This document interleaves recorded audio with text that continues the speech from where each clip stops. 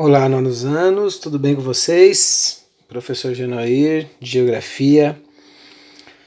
Na semana passada eu pedi para vocês lerem o percurso 9 e o percurso 10 e retirar 5 pontos de cada um. E na semana eu vou explicar então o percurso 9 e eu gostaria que vocês fizessem um relatório em pontos dessa pequena videoaula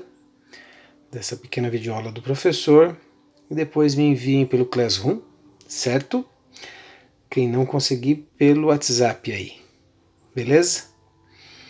Então, pessoal, essa é uma aula um pouco de história, né? É de geografia, mas tem bastante história. Vamos ver se vocês entendem, então vocês podem anotar em pontos a respeito disso. Nós vamos começar então a estudar o continente europeu e é um continente que o tamanho dele é um pouquinho maior que o Brasil só, né? Tá aqui o mapa dele, né?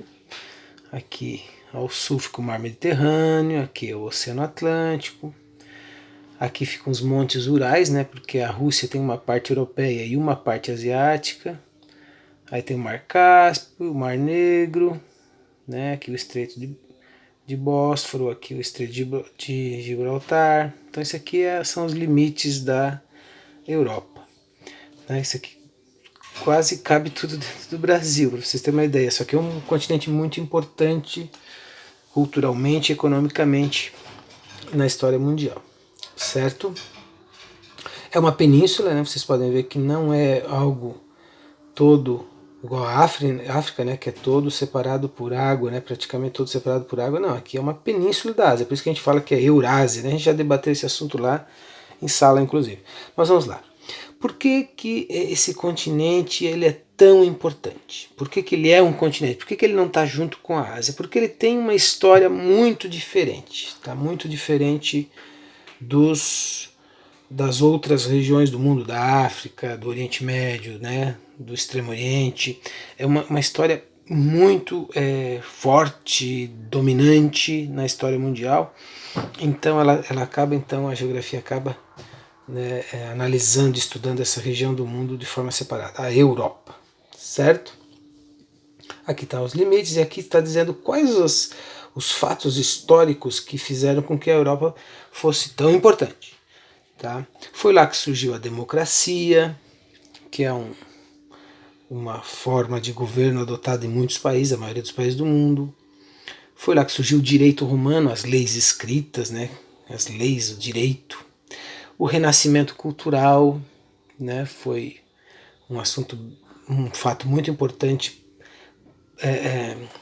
que mudou muita coisa, né, em relação à Idade Média que existia.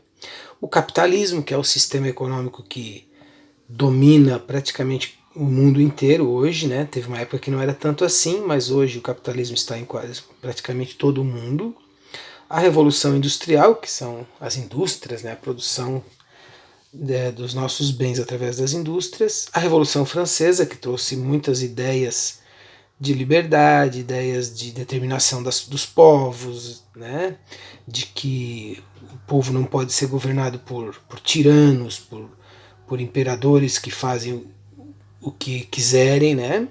E o socialismo também surgiu na Europa, o socialismo que é um modo de produção, um sistema que é contrário ao capitalismo, que é diferente do capitalismo em muitos e muitos aspectos, né? Que eu não vou explicar sobre socialismo agora porque não é essa a intenção dessa videoaula, ok, gente? Então, a Europa também foi lá que surgiu os primeiros blocos econômicos. Hoje tem a União Europeia, né, que reúne quase todos os países da Europa. Tá? Foi lá que aconteceu também, foi o centro das duas maiores guerras que o mundo já teve, né? A Primeira Guerra Mundial aqui de 1914 a 1918 e a Segunda Guerra Mundial de 1939 a 1945, certo? Então, isso tudo já mostra o quanto a Europa tem importância na história mundial, certo? Na configuração do mundo como ele é hoje. Tá? Como é que surgiu essa força na Europa? Por que a Europa durante muito tempo era praticamente o centro econômico, cultural, político do mundo. Tá? Isso começa lá nas navegações, no século XV, XVI, né? As grandes navegações, eles vão com seus barcos para vários lugares do mundo, tá? Vão saindo e vão chegando na América, vão na África e na Ásia, certo? E durante alguns séculos, uns 2, 3 séculos, eles vão explorando essas regiões aqui, explorando todas as suas riquezas, ouro, madeira, né? Especiarias, o que fosse eles exploravam. Então eles fizeram grandes impérios coloniais, né? Os países europeus, esses pequeninos países europeus aqui, como França, Portugal, Espanha, Inglaterra, Holanda, eles fizeram grandes impérios aqui, dominaram quase todo o mundo, certo? Com seu sistema capitalista, com suas armas, o seu domínio. Eles foram acumulando muita grana, a acumulação primitiva de capital. Durante 2, 3 séculos eles acumularam muita coisa, e com esse capital acumulado todo, eles acabam realizando a Revolução Industrial. Então, eles começam a ser os primeiros países a ter indústrias, inclusive desbancando a China, que era muito forte nessa época. Tá? Então, com essa força toda, e depois tendo as indústrias primeiramente, eles vão passar a ficar na frente dos outros países já nessa questão da produção industrial, do sistema capitalista, distribuição de mercadorias pelo mundo todo. Então eles começam no século XV até no 18, 19, eles têm um poder muito forte de domínio econômico, de domínio comercial, de domínio cultural no mundo. Não é por nada que a gente fala português, que é uma língua europeia, né, de Portugal, não é por nada que o nosso sistema é o capitalismo que vem de lá, não é por nada que a nossa religião cristã se desenvolveu na Europa, não é que surgiu na Europa, surgiu no Oriente Médio, mas se desenvolveu na Europa e domina aqui o Brasil todo, não é por nada que a gente tem essa visão eurocêntrica, certo? A Europa no centro.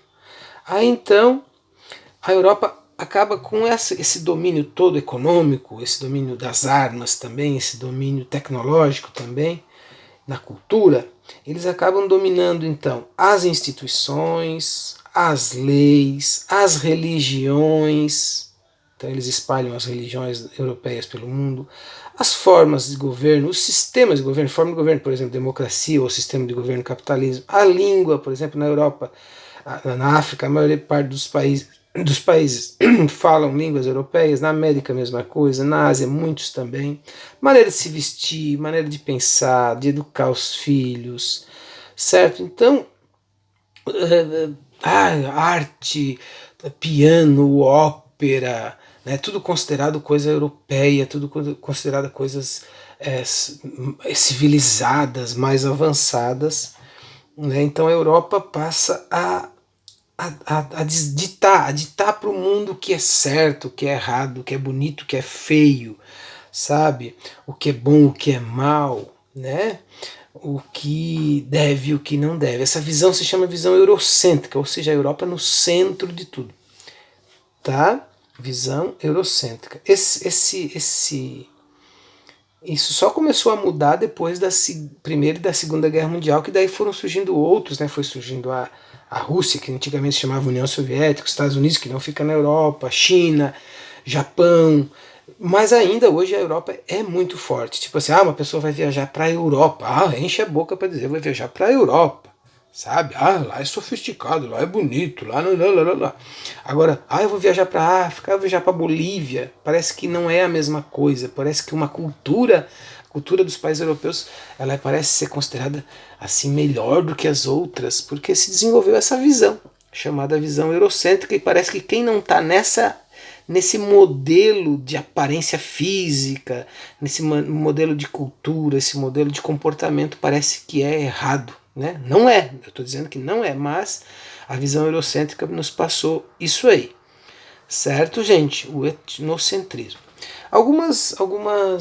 Como que se construiu isso? Primeiro o mapa, né? O mapa mais comum utilizado no mundo, não é o único, né? Porque o mapa mundo é redondo, é uma bola, então dá para ver o mundo, fazer mapas de todos os tipos, botar virado aqui, não vai ficar errado, dá de botar o Brasil no centro, dá de botar qualquer porção aqui no centro, porque tu pode olhar uma bola de qualquer lugar, né, de qualquer ângulo, né?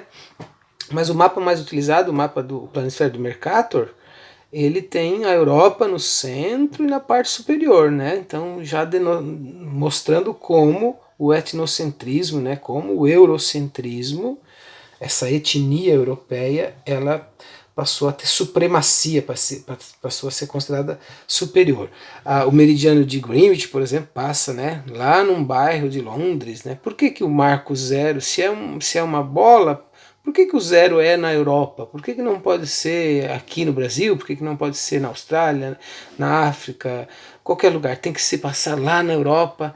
Então já mostra também como nós temos uma visão, como eles construíram, né, uma visão eurocêntrica, etnocêntrica também. Certo, gente? Outra coisa, né, que quem inventou essa ideia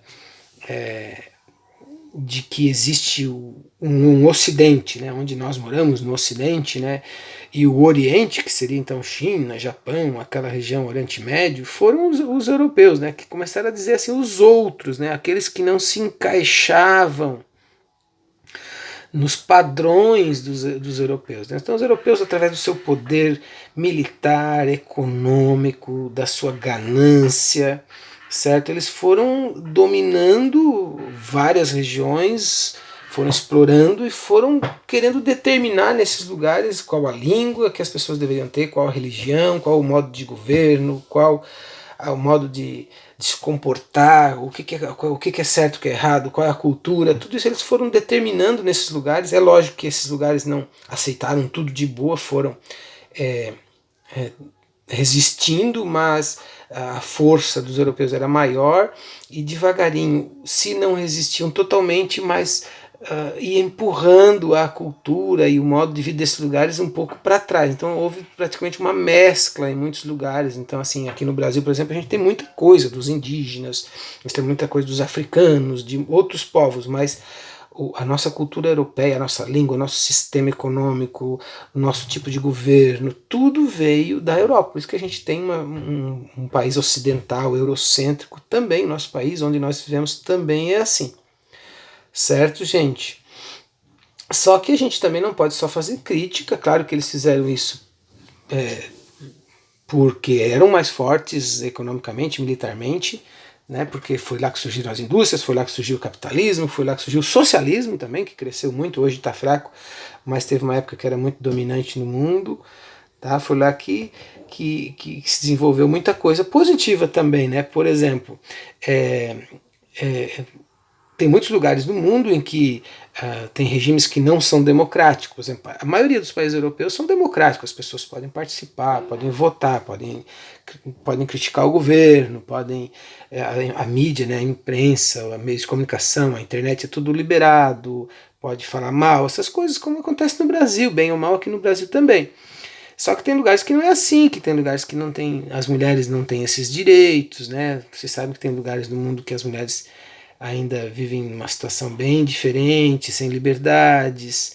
Tem lugares no mundo que não são democráticos.